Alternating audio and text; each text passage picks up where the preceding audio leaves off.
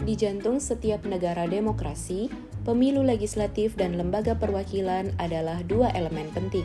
Pemilu akan menentukan siapa yang akan mewakili rakyat, sementara lembaga perwakilan menjalankan fungsi legislasi, pengawasan, dan representasi. Dalam video ini, kita akan membahas berbagai sistem pemilu legislatif serta peran dan fungsi lembaga perwakilan dalam pemerintahan. Simak penjelasannya ya. Pertama-tama, mari kita berkenalan dulu dengan lembaga perwakilan. Lembaga perwakilan adalah institusi yang dibentuk untuk mewakili kepentingan rakyat dalam pemerintahan. Lembaga ini berfungsi sebagai perantara antara masyarakat dan pemerintah dalam proses pembuatan kebijakan, pengawasan jalannya pemerintahan, serta penyampaian aspirasi publik. Di berbagai negara, lembaga perwakilan dapat berbentuk parlemen, kongres, atau dewan legislatif yang anggotanya dipilih melalui pemilu. Dengan adanya lembaga ini, keputusan politik dapat dibuat lebih demokratis dan sesuai dengan kebutuhan masyarakat. Di Indonesia sendiri, lembaga perwakilan merujuk pada Majelis Permusyawaratan Rakyat atau MPR, Dewan Perwakilan Rakyat atau DPR, dan Dewan Perwakilan Daerah atau DPD. Selanjutnya, kita akan membahas apa dan bagaimana peran, fungsi, dan macam-macam lembaga perwakilan secara universal. Peran lembaga perwakilan. Lembaga perwakilan memiliki peran utama dalam sistem pemerintahan demokratis sebagai jembatan antara rakyat dan pemerintah. Mereka berfungsi untuk, pertama, menyuarakan kepentingan rakyat dalam proses pengambilan kebijakan. Contohnya dilakukan oleh House of Commons di Inggris yang dimana salah satu bentuk perannya dalam hal ini adalah mengangkat isu kesejahteraan sosial. Kedua, mengawasi jalannya pemerintahan guna memastikan transparansi dan akuntabilitas. Penerapan peran ini dilakukan oleh Parlemen Jerman atau Bundestag yang mengawasi kebijakan eksekutif dan memiliki hak untuk menggulingkan kanselir melalui mosi tidak percaya. Dan ketiga, menjaga keseimbangan kekuasaan dengan mencegah dominasi satu pihak dalam pemerintahan. Contohnya adalah Kongres Amerika Serikat dalam hal ini mewakili kepentingan Senat yang berperan dalam sistem checks and balance dengan mengesahkan atau menolak perjanjian internasional dan nominasi pejabat tinggi. Fungsi lembaga perwakilan. Secara umum, fungsi lembaga perwakilan dapat dibagi menjadi beberapa aspek utama. Pertama, fungsi legislasi, yaitu membentuk, mengubah, dan mencabut undang-undang sesuai dengan kebutuhan masyarakat. Kedua, fungsi pengawasan, yaitu mengontrol jalannya pemerintahan agar tetap sesuai dengan prinsip hukum dan keadilan. Ketiga, fungsi anggaran, yaitu menyetujui, meninjau, dan mengawasi penggunaan anggaran negara untuk kepentingan publik. Dan yang keempat, fungsi representasi, yaitu mewakili berbagai kelompok dalam masyarakat untuk memastikan bahwa kepentingan mereka diperhitungkan dalam kebijakan publik. Macam-macam lembaga perwakilan. Dalam sistem pemerintahan, terdapat beberapa jenis lembaga perwakilan yang umum digunakan di berbagai negara. Pertama, parlemen unikameral. Parlemen unikameral adalah parlemen yang hanya memiliki satu majelis, seperti di Swedia dan juga Finlandia. Kedua, parlemen bikameral.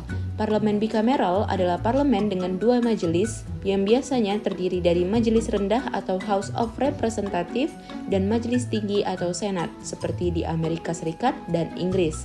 Ketiga, majelis permusyawaratan. Majelis permusyawaratan adalah bentuk lembaga yang lebih menekankan musyawarah dalam pengambilan keputusan seperti yang diterapkan di beberapa negara dengan sistem campuran. Merujuk dari peran dan fungsi macam-macam lembaga perwakilan secara universal, tentunya 3 macam lembaga perwakilan di Indonesia, yaitu MPR, DPR, dan DPD memiliki peran dan fungsi tersendiri. Pertama, Majelis Permusyawaratan Rakyat atau MPR. MPR berperan mewakili seluruh rakyat Indonesia dalam sistem ketatanegaraan dan berperan dalam mengubah serta menetapkan konstitusi.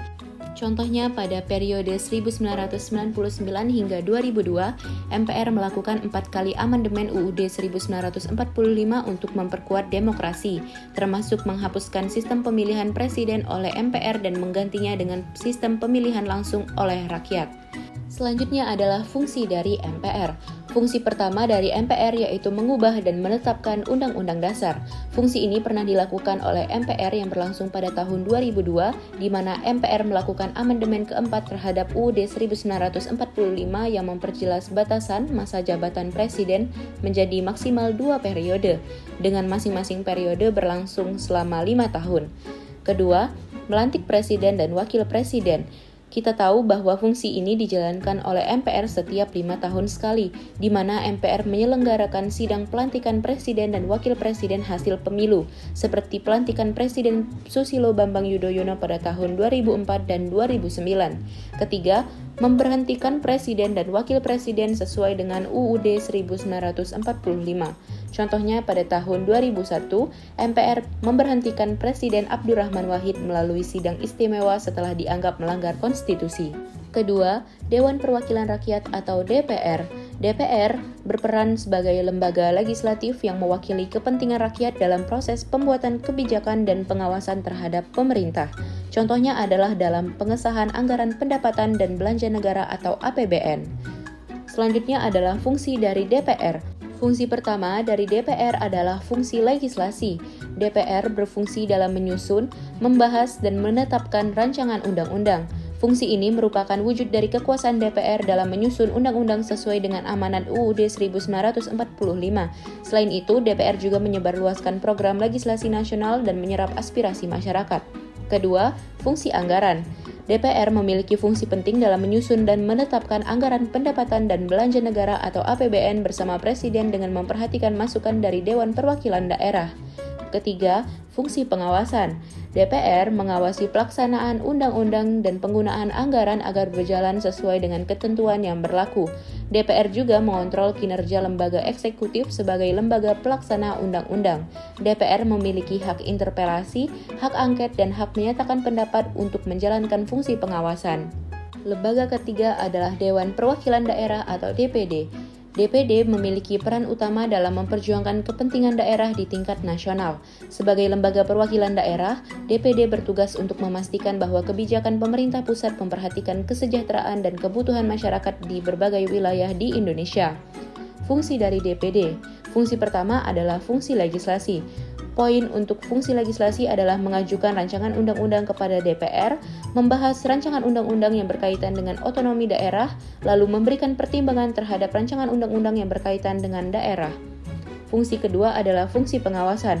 Poin untuk fungsi pengawasan adalah: pertama, mengawasi pelaksanaan undang-undang mengenai otonomi daerah; kedua, mengawasi pelaksanaan undang-undang mengenai hubungan pusat dan daerah; ketiga, mengawasi pelaksanaan undang-undang mengenai pengelolaan sumber daya alam; dan yang keempat, mengawasi pelaksanaan APBN.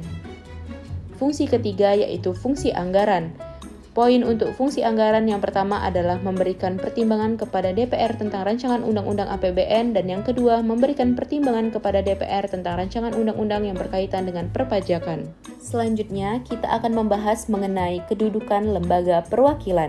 Lembaga perwakilan memiliki peran sentral dalam sistem pemerintahan demokratis di berbagai negara. Kedudukannya sangat penting karena menjadi penghubung antara rakyat dan pemerintah dalam pembuatan kebijakan. Secara umum, kedudukan lembaga perwakilan dapat dilihat dari beberapa aspek berikut. Pertama, sebagai pembentuk kebijakan dan legislasi.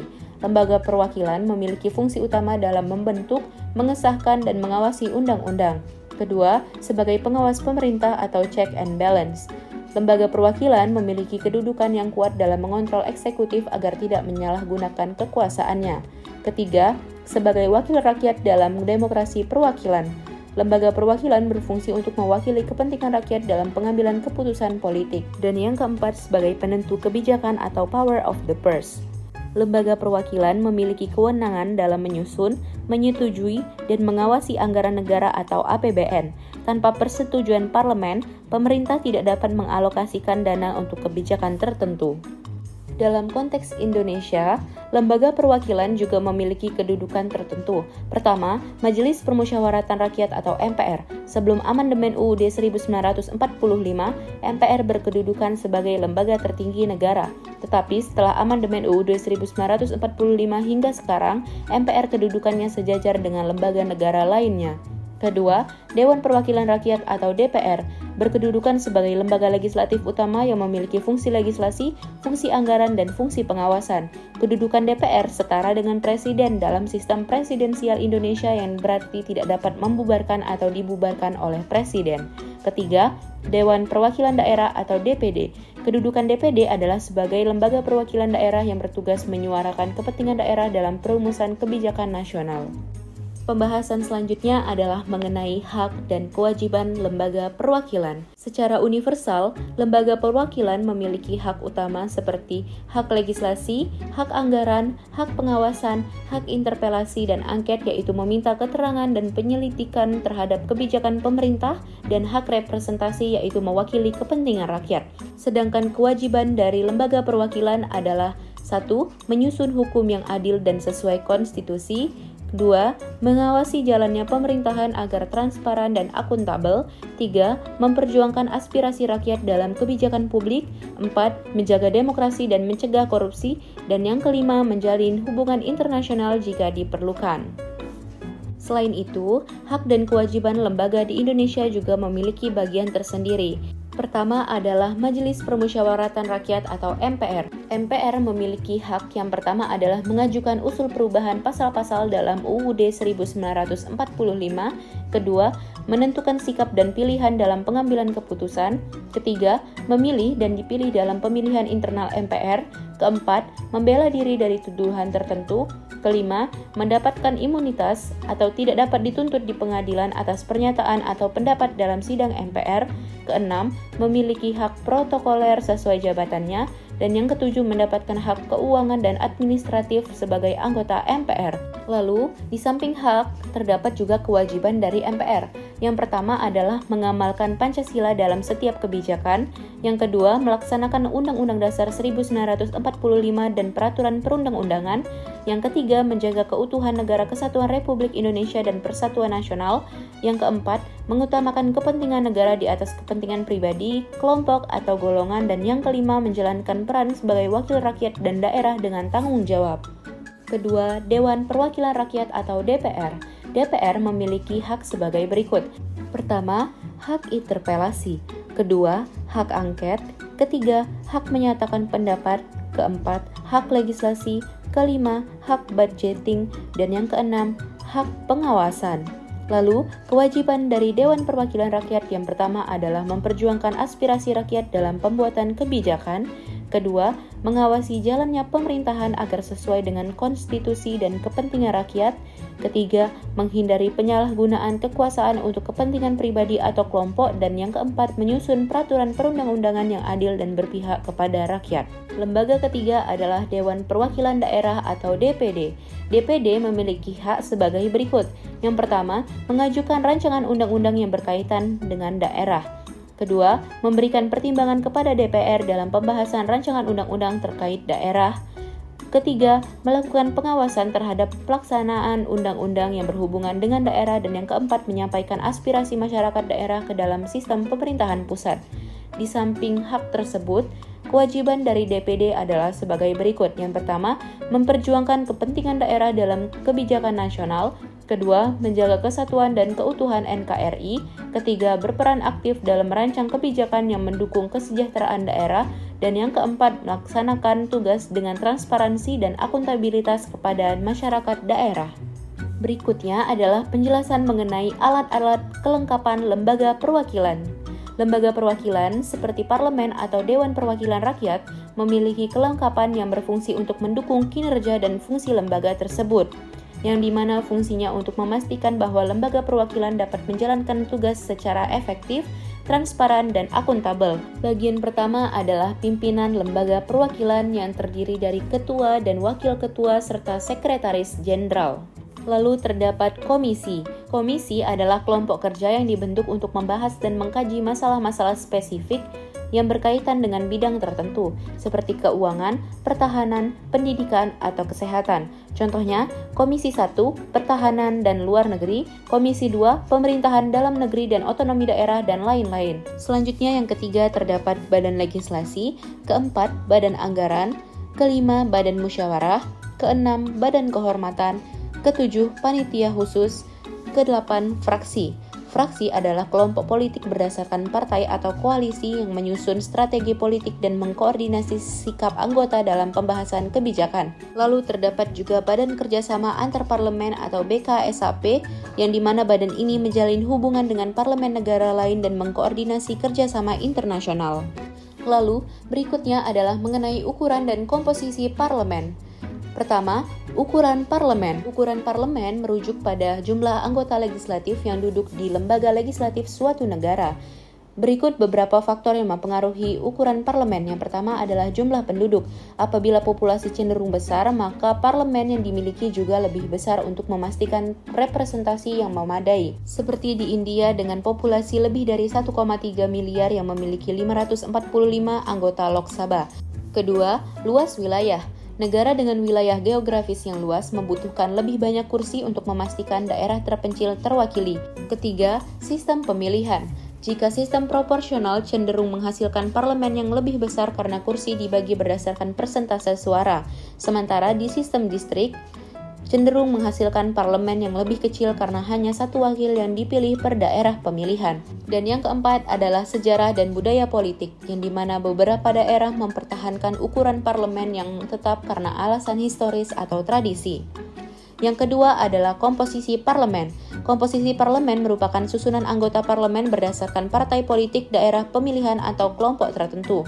Komposisi ini sangat dipengaruhi oleh sistem pemilihan yang digunakan, apakah itu proporsional, distrik, atau campuran. Jika dalam sistem proporsional, kursi parlemen dibagi berdasarkan persentase suara yang diperoleh partai. Lalu untuk sistem distrik, setiap daerah pemilihan hanya memilih satu wakil yang seringkali menghasilkan komposisi parlemen yang didominasi oleh partai besar atau calon independen yang kuat di daerah tersebut. Lalu bagian ketiga adalah Parliamentary Threshold atau PT. Parliamentary Threshold atau PT adalah ambang batas minimal perolehan suara yang harus dicapai partai politik untuk mendapatkan kursi di parlemen. Besaran PT bervariasi di tiap negara, misalkan di Indonesia 4%, di Jerman 5%, dan 10% di Turki.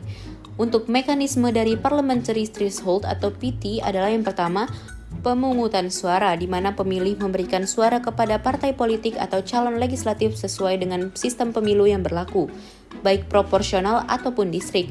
Yang kedua, perhitungan suara. Yang ketiga adalah penerapan ambang batas atau PT, di mana partai politik yang memperoleh suara di bawah ambang batas tidak berhak mendapatkan kursi di parlemen meskipun mendapat suara dalam pemilu. Yang keempat adalah dilakukan distribusi kursi. Dan yang kelima, penetapan anggota parlemen. Dampak dari Parliamentary Threshold atau PT adalah partai besar cenderung mendominasi sementara partai kecil kesulitan masuk parlemen. Meskipun begitu, PT meningkatkan stabilitas dan ia juga berpotensi mengurangi representasi kelompok minoritas atau partai kecil yang memiliki dukungan signifikan di tingkat lokal. Materi kedua yang akan dibahas adalah mengenai sistem pemilu legislatif atau Legislative Election System. Sistem pemilu legislatif adalah aturan dan mekanisme yang digunakan untuk memilih anggota parlemen dalam suatu negara. Sistem pemilu legislatif berkembang seiring dengan demokratisasi pemerintahan. Model awal pemilu banyak menggunakan sistem distrik seperti di Inggris pada abad ke-13 dengan sistem First Past the Post atau FPTP.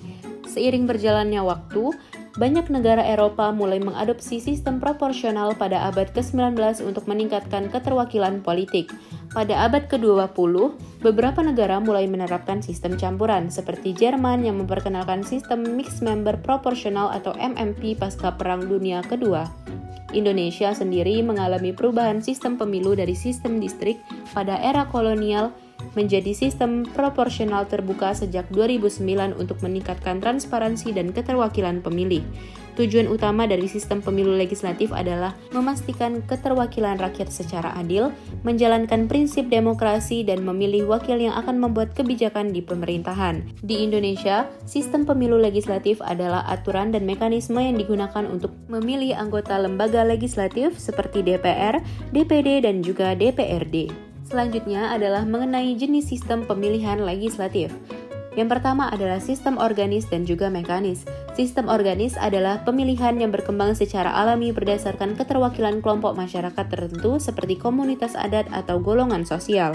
Mekanisme dari pemilihan organis adalah pemilih memilih wakil mereka berdasarkan keterwakilan kelompok atau daerah tanpa melalui sistem partai politik yang kompleks. Adapun ciri-ciri dari sistem organis. Selanjutnya adalah sistem mekanis. Sistem mekanis adalah pemilihan yang dilakukan dengan aturan formal dan prosedur hukum yang ketat. Sistem ini menjamin kepastian hukum dan keteraturan di dalam pemilu. Di dalam sistem mekanis, pemilih memilih wakil mereka berdasarkan sistem formal yang diatur oleh hukum dan juga diawasi oleh lembaga pemilu. Contohnya adalah di Indonesia, pemilihan anggota DPR menggunakan sistem pemilu yang diatur oleh Komisi Pemilihan Umum atau KPU. Adapun ciri-ciri dari sistem mekanis. Yang kedua adalah sistem distrik. Sistem distrik adalah sistem pemilu yang dimana setiap daerah pemilihan atau dapil memilih satu wakil untuk mewakili mereka di parlemen. Sistem ini memastikan bahwa setiap daerah memiliki keterwakilan langsung dalam pemerintahan. Selain itu, sistem ini juga mendorong akuntabilitas karena wakil daerah langsung bertanggung jawab kepada pemilihnya. Negara yang menerapkan sistem ini adalah Amerika Serikat dalam pemilihan anggota House of Representative dan juga Inggris yang menggunakan sistem first past the post. Adapun ciri-ciri dan juga mekanisme dari sistem distrik sebagai berikut. Selanjutnya adalah sistem mayoritas pluralitas. Sistem pemilu ini di mana kandidat yang memperoleh suara terbanyak dalam satu dapil otomatis menjadi pemenang tanpa perlu mencapai mayoritas absolut atau lebih dari 50% suara. Tujuan utama dari sistem ini adalah menyederhanakan proses pemilu dengan hasil yang cepat dan memperkuat stabilitas pemerintahan dengan mendorong sistem dua partai. Contoh negara yang menerapkan adalah India, di mana pemilu untuk Lok Sabha atau Parlemen India menggunakan sistem pluralitas di mana pemenang adalah kandidat dengan suara terbanyak di dapilnya. Lalu terdapat juga ciri-ciri dan mekanisme dari sistem mayoritas pluralitas sebagai berikut. Jenis yang keempat adalah sistem representasi proporsional. Sistem representasi proporsional adalah sistem pemilu yang membagi kursi di parlemen berdasarkan proporsi suara yang diperoleh partai politik dalam pemilu. Artinya, jika suatu partai memperoleh 30% suara, maka partai tersebut akan mendapatkan sekitar 30% dari total kursi yang tersedia. Konsep dari sistem ini adalah untuk mengutamakan keadilan dalam representasi politik dan juga menggunakan daftar calon yang disusun oleh partai politik baik dalam bentuk daftar tertutup atau pemilih hanya bisa memilih partai dan daftar terbuka yang dimana pemilih dapat memilih individu dari daftar partai. Negara yang menerapkan sistem ini adalah Indonesia, Jerman, Swedia, Belanda, Spanyol, dan beberapa negara lainnya. Selain itu, terdapat juga ciri-ciri dari sistem representasi proporsional sebagai berikut. Mekanisme atau proses pemilihan dalam sistem ini yang pertama adalah pemilih memilih partai politik atau kandidat dari daftar partai, lalu perhitungan suara dilakukan secara proporsional dengan menggunakan metode tertentu, lalu kursi dibagikan berdasarkan persentase suara yang diperoleh setiap partai, dan apabila terdapat ambang batas, maka partai yang suaranya di bawah batas tersebut tidak mendapatkan kursi. Misalnya di Indonesia ada ambang batas 4% untuk masuk ke DPR. Dan yang kelima, partai yang mendapatkan kursi akan menempatkan kandidat mereka sesuai urutan dalam partai. Jenis yang kelima adalah sistem semi-proporsional. Sistem semi-proporsional adalah sistem pemilu yang tetap berbasis distrik, tetapi dimodifikasi agar lebih proporsional tanpa menggunakan sistem daftar partai seperti dalam sistem proporsional penuh. Konsep dari sistem semi-proporsional adalah masih berbasis distrik tetapi ada mekanisme khusus untuk meningkatkan keadilan distribusi suara dan tidak sepenuhnya proporsional tetapi lebih proporsional dibandingkan sistem mayoritas atau pluralitas murni. Ada beberapa metode dalam penerapan sistem semi-proporsional seperti single non-transferable vote, limited voting, dan juga cumulative voting. Adapun ciri-ciri dari sistem semi-proporsional. Beberapa negara yang menerapkan sistem ini adalah Jepang sebelum tahun 1994 dengan menggunakan sistem SNTV sebelum beralih ke sistem campuran, lalu ada Taiwan dan juga beberapa daerah di Amerika Serikat. Selanjutnya adalah sistem campuran. Sistem campuran adalah sistem pemilu yang mengombinasikan dua metode pemilihan utama, yaitu sistem distrik dan juga sistem proporsional. Sistem ini, sebagian anggota parlemen dipilih melalui sistem distrik, sedangkan sebagian lainnya dipilih dengan sistem proporsional berbasis daftar partai. Adapun tujuan dan ciri-ciri dari sistem campuran sebagai berikut. Selanjutnya terdapat dua jenis utama dari sistem campuran. Yang pertama adalah sistem paralel, yaitu sistem distrik dan sistem proporsional dihitung secara terpisah. Negara yang menerapkan adalah Jepang, Korea Selatan, Thailand, Filipina, dan Rusia. Selanjutnya adalah sistem kompensasi, yang dimana kursi proporsional dihitung untuk menyeimbangkan hasil pemilu distrik agar tetap proporsional. Lalu, partai yang mendapatkan kursi distrik terlalu banyak akan mendapatkan lebih sedikit kursi proporsional. Negara yang menerapkan adalah Jerman, Selandia Baru, Skotlandia, dan Wales. Selanjutnya adapun Mekanisme pemilihan dalam sistem campuran sebagai berikut.